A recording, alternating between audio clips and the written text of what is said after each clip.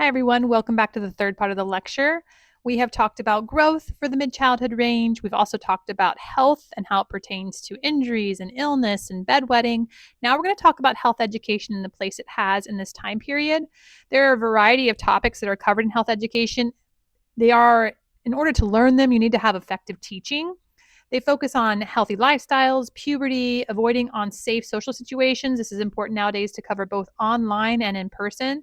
The last two topics are for kind of the older end of the range. So we talk about mid-childhood, we're talking about 7 to 11 years old. So when we get to about 11, 12, 13, that's when we're going to start seeing some health education on reproduction, pregnancy, childbirth, and risks of sexual activity. There are some certain strategies we can use to be more effective with our health education. We obviously want to increase their knowledge. The more we involve parents in the education, the more there's continuity and there's going to be a reinforcement of topics. We can also make sure we have healthy school environments. So there's signage up, we have supports in place, counselors, as well as educators that are prepared to reinforce the topics and offering those healthy meals. We also want to make sure that we're giving voluntary screening for height and weight to make sure we're reinforcing some of those healthy concepts about nutrition. We want to make sure that there's physical activity in schools. It's not competitive, so it's very low risk, but it's opportunities for them to move their bodies and get exercise. We're also going to make sure we're giving media literacy. That's a strategy because a lot of things that are exposed to in media are not accurate. They can have, conflicting information to what actually is good for the body, good for your health.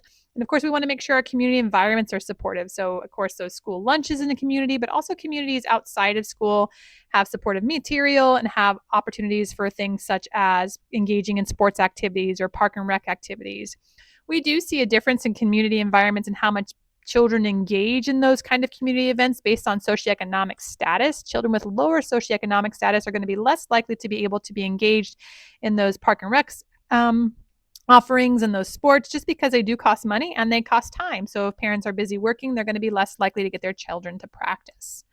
Let's talk about moving on and why we see gaps in how education transfers to actually being implemented by students. The first thing is that children typically feel really good. They feel healthy. So they don't really have a priority on taking care of their health at this point in time because for the most part, they're healthy. So their focus is on having friendships and building social experiences.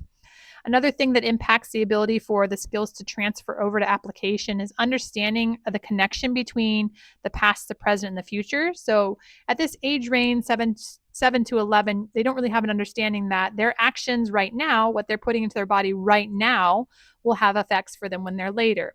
They don't have an understanding that by how much they work out now or get physical activity will impact how their body feels later. And this can be short term, such as, if I eat all of these 3 burritos, I'm not going to feel good in a couple hours. And it can be long term. If I eat burritos every day for lunch, I may end up being overweight and obese later on. There's that lack of connection over time.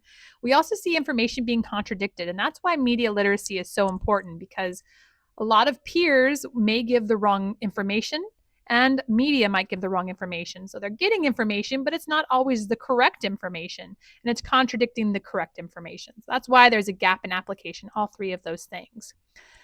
Let's talk really quickly about motor development. Why I have you here. We're going to talk about games with rules, youth sports, and physical education in the place of all 3 of those things. We see a lot of progress in gross motor during this time, increases in flexibility from early childhood, such as swinging a bat, doing hurdles, doing tumbling activities. There's also improvements in balance that allow you to do skipping and kicking and rapid changes in direction.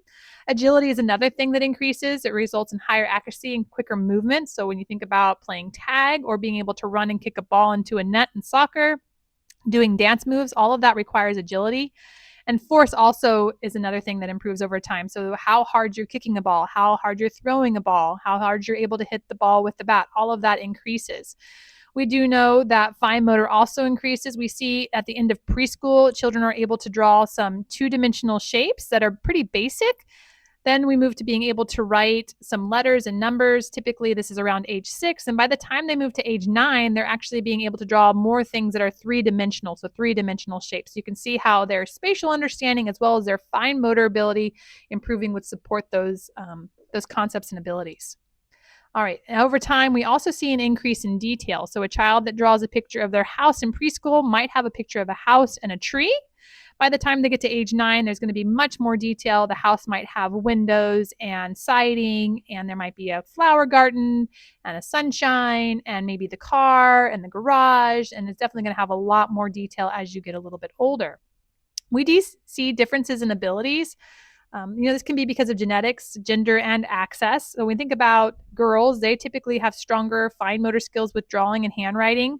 We also see strengths in balance and agility, so hopping and skipping, where boys show more strengths in force and flexibility activities like throwing and kicking, batting, dribbling, catching. And really, all of these things can be attributed more to the societal constructs than the actual biological differences within them.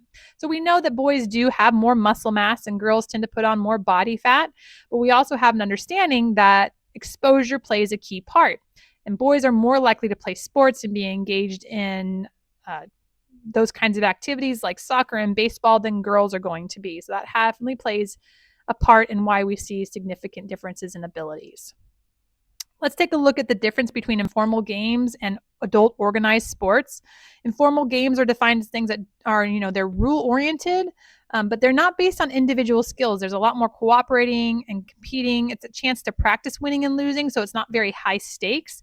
An informal game can be a game of tag that the children create at the playground, or maybe a game that they're playing hide and seek and there's some freeze tag involved. It can have lots of different things, and it really is more child directed. An adult organized sport requires much more high stakes. There's a much more value placed on winning and avoiding mistakes. So it's really a place that once you have a foundation of skills, you utilize. We see an underrepresentation, like I mentioned before, in low socioeconomic status and girls in these areas. They do demonstrate increased social and athletic skills if you are participating in organized sports.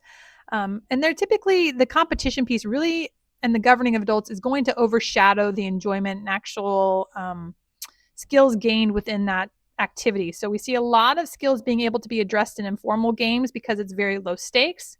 Adult organized sports, because it becomes more high stakes, it kind of gets overshadowed and it becomes more of a situation there might be less development happening for those children who are still acquiring those skills because it is so high stakes. All right. Physical education is a super crucial part of development, especially physical development for this age range. You have a couple videos to watch in your module. We know that it benefits their self-worth, your health, and your academic achievement. They're tied to all of those things, not just moving your body for actual physical input, but it helps you academically achieve as well. I wanted to share with you some of the mandates from the state of California. If you have a child within the grades of 1st and 6th, they have to receive 200 minutes of physical education every 10 days. And if you're in 7th to 12th grade, you get 400 minutes every 10 days. So it doubles for those grades. And that, again, comes directly from the California Department of Education. All right, with that, I'm going to take a break here. We're going to come back and do a real quick lecture on diversity and atypical development. I'll see you then.